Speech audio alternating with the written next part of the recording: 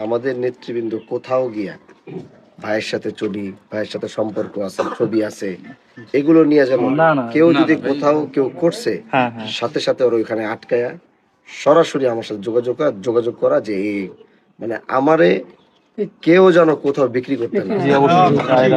আমরা এই নোংরা রাজনীতি দাফন কইরা আমরা নতুন একটা সুন্দর শৃঙ্খলাবদ্ধ সুশীল সুন্দর একটা রাজনীতি করতে চাই।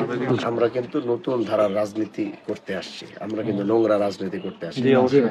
এই জন্য আমরা বিজয়ের পরে কোথাও আমাদের একটা নেতৃবৃন্দ কোথাও গিয়ে কারো হুমকি দিছে, অথচ উল্টা কিন্তু অনেকে আমাদের নেতা কর্মীদেরকে হুমকি দিচ্ছে।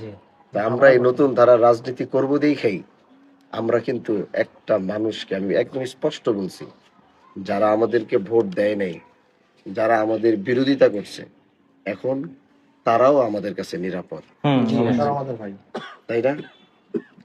দলের কারণে হয়তো তারা আমাদেরকে ভোট দেয় নাই, কিন্তু আমি নিযুক্ত হওয়ার পর আমি তাদের অভিভাবক হয়ে গেছি। এজন্য আমাদের নেতৃবৃন্দ কোথাও গিয়া ভাইয়ের সাথে ছবি, ভাইয়ের সাথে সম্পর্ক আছে, ছবি আছে, এগুলো নিয়ে যেমন কেউ যদি কোথাও কেউ করছে, সাথে সাথে ওর ওইখানে আটকায়া সরাসরি আমার সাথে যোগাযোগ করা যে এই মানে আমারে কেউ যেন কোথাও বিক্রি করতে না। আমরা এই নোংরা রাজনীতি দাফন কইরা আমরা নতুন একটা সুন্দর শৃঙ্খলাবদ্ধ সুশীল সুন্দর একটা রাজনীতি করতে চাই, যেটাতে মানুষ শান্তিতে থাকতে পারে, মানুষ শান্তিতে বাঁচতে পারে।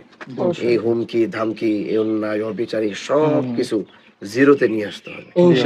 ঠিক আছে না? ইনশাআল্লাহ।